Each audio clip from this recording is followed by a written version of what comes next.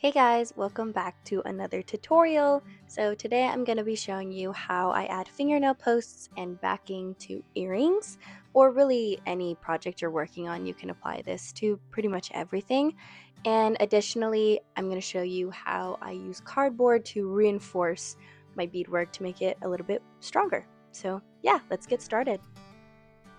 Okay, so let's start off with some of the supplies that you're going to need for the beadwork. So first off, you're going to need the earrings that you're going to be backing. This is just a pair that I've been working on this week. You're also going to need, of course, your fingernail posts to go on the back of the earrings.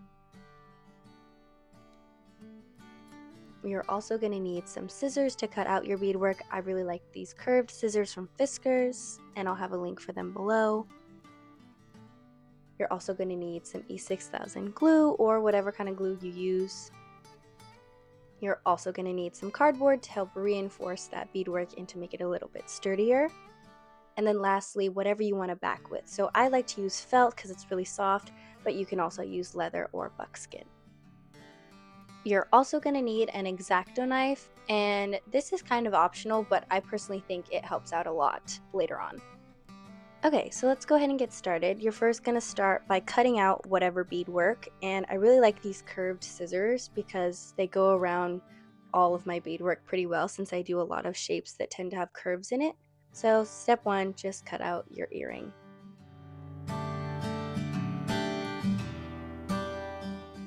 Okay, so now that you've cut out your beadwork, now it's time for the cardboard. So I just like to use a thin piece of cardboard, usually like a mailing envelope, and you're gonna go ahead and trace around the outline of that earring.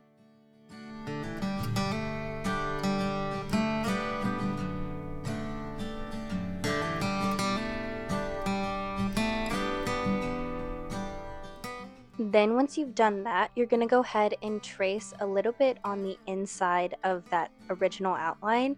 As you can see, I'm staying pretty close to the edge, but I'm just kind of going a little bit inwards. And this actually makes it easier to edge the earring later because you'll actually have space for your needle to go through and you won't be hitting cardboard. You're then going to go ahead and cut out a little bit outside of that inner line that you drew. So I go ahead and usually just cut out the piece from whatever cardboard I'm working with just so it's a little bit smaller. And I'll kind of trace that inside line. This doesn't have to be too perfect. You still kind of want to go with the shape of the earring that you're making, but it doesn't have to be perfect.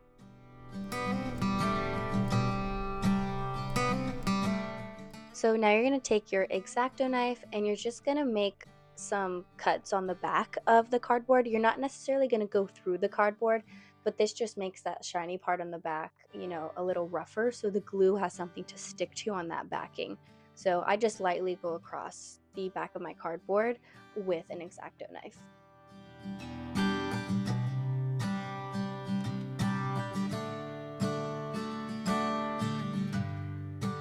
So now you're going to go back to your beadwork and you're just going to take whatever glue you decide to use and go over all of the back of that beadwork, and you're going to stick the cardboard onto that. So use a pretty generous amount of glue.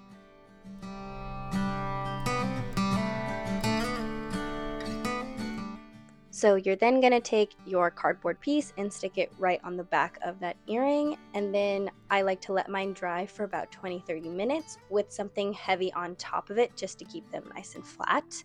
And here's what they look like when they've been drying for some time. And now it's time to add our fingernail posts. So these are the stainless steel fingernail posts that I like to use, and essentially you're just going to take that same glue and do a nice stripe down the middle where you want that fingernail post to go and stick them on there. And because E6000 glue does take a little bit of time to dry, I like to prop my earrings up on a bead tray, as you'll see in a couple seconds, to kind of help them stay flat, especially since the center is a little bit rounded over the top. So this is just kind of a precaution I take, and because I want them to stay nice and sturdy for a long time, I let them dry overnight. Okay, it is now the next day and my earrings have fully dried and are ready to add our backing. So personally, I like to use felt because it's nice and soft, but I do use buckskin and leather depending on what the project is. So you're essentially just going to be lining up that beadwork on a center spot on the felt, and then I take my X-Acto knife to cut a slit exactly where the hinges of the fingernail post are. And this is going to give it a nice seamless look instead of obviously gluing the fingernail post on the outside of the backing. So I go ahead and cut that slit as you see with my X-Acto knife, and then I open up that fingernail post and I'll stick that latch part through that hole, and then I'll just poke through the actual earring part. And so now see, it looks nice and seamless, and we can go ahead and do that same thing on the other one. Okay, so now both of the earrings have been backed. We can now cut them out of the felt piece that we're using just to kind of make the whole thing a little bit more manageable.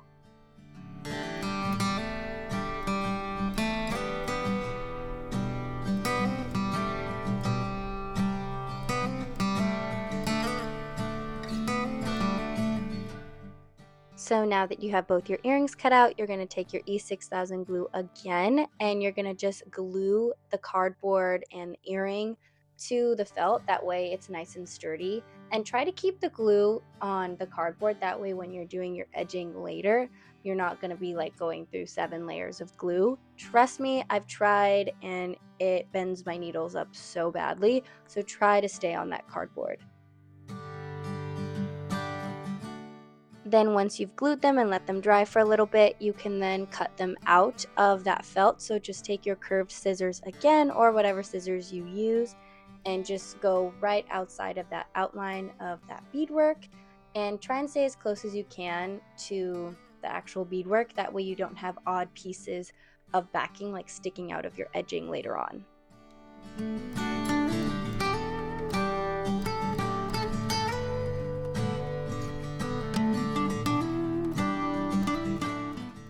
And there you have it. You have now successfully added cardboard to reinforce your beadwork, added fingernail posts and backing to your beadwork. So now you can go ahead and edge them however you like. I do have a tutorial if you guys are interested on how to picot edge, but thank you guys so much for watching, and I'll see y'all in the next one. Bye!